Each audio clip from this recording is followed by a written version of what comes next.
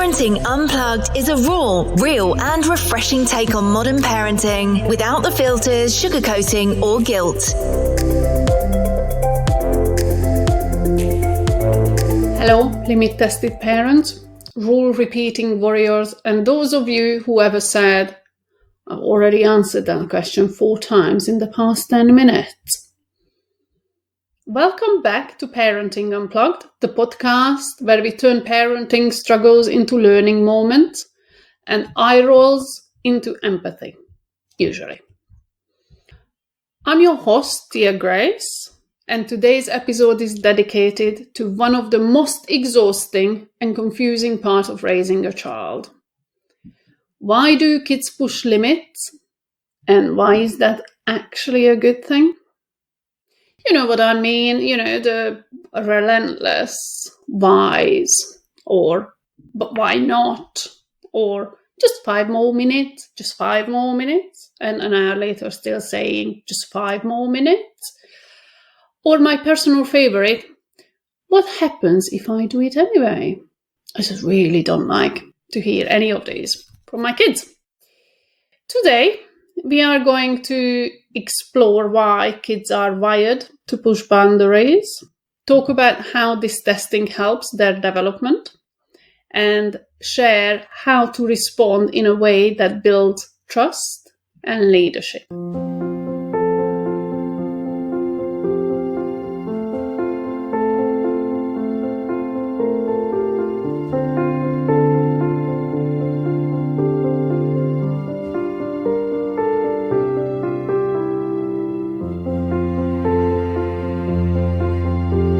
So, let's start with the big question. Why do kids push limits? Like, why do they look us straight in the eyes and do the thing anyway?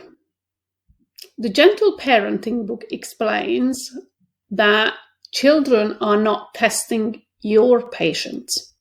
They are testing their environment. Testing limits is how they learn what's okay and what's not. What happens when they act, whether the adults mean what they say, whether the world is predictable, safe, and trustworthy. Janet Lansbury adds in No Bad Kids book, testing is not defiance, it's a request for clarity and leadership. They are not asking, can I get away with this? They are asking, can I trust you to hold this boundary? Once my child asked, what happens if I touch the fire? I said, well, you get burned. She paused, nodded, and then said, okay, but let's see. Obviously, we didn't see. But children's curiosity is very real.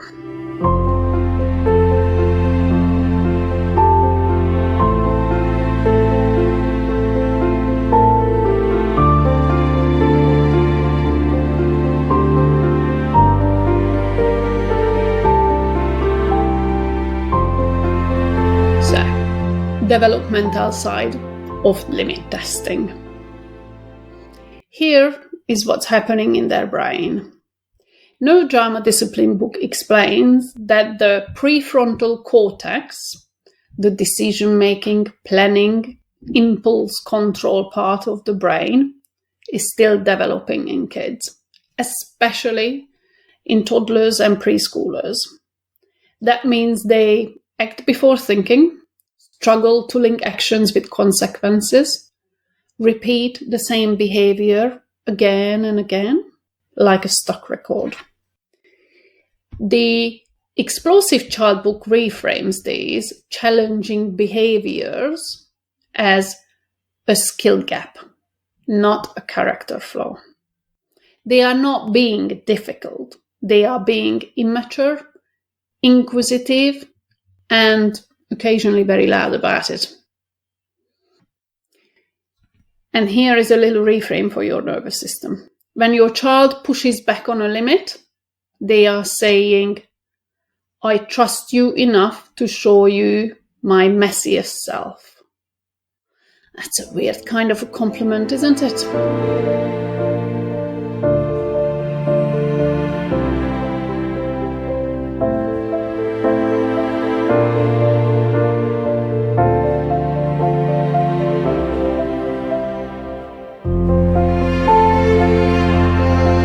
How do we respond when they push limits?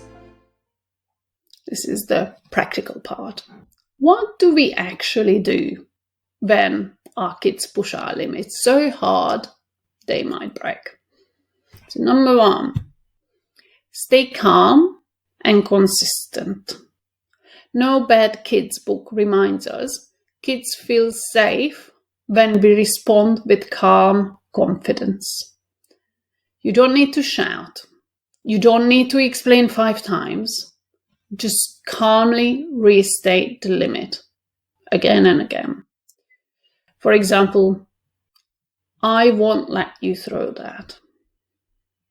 It's time to turn off the tablet. I hear that you are upset, but the answer is still no. And many other examples I'm sure you can think of. Number 2, validate, then hold the line. The Gentle Parenting book says validating feelings makes kids feel heard, which actually reduces power struggle. So, for example, you really wanted to keep playing. It's still no. Or, you angry that I said no to sweets. I understand. And then, don't change the limit. Just hold it with empathy. Number 3, offer predictability. Predictable boundaries cause emotional safety. Kids need to know where the limit is, that limit won't change with your mood, that you are strong enough to hold it even when they fall apart. No drama discipline book calls this calm leadership. They can't lead themselves yet. That's your job. Number 4, avoid power struggles. The Explosive Child book suggests to work together on solutions in a low-pressure environment. So, plan ahead, problem solve together, and give choices when you can. For example, you can brush your teeth now or after we put on PJs.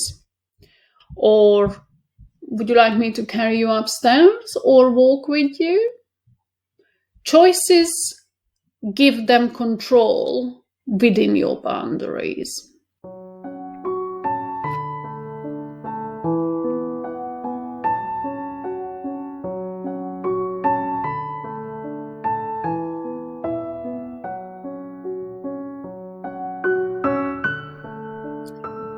Let's recap. Kids push limits because they are learning, not because they are evil. Testing boundaries is a sign of emotional safety, not disobedience. Calm, consistent, confident leadership is the best response. You don't have to win. You just have to lead. Thanks for joining me for this episode. If this episode helped you to feel a little less triggered and a little more empowered, share it with someone who currently negotiating a bedtime like it's a hostage situation. Next week, we are going to rethink consequences.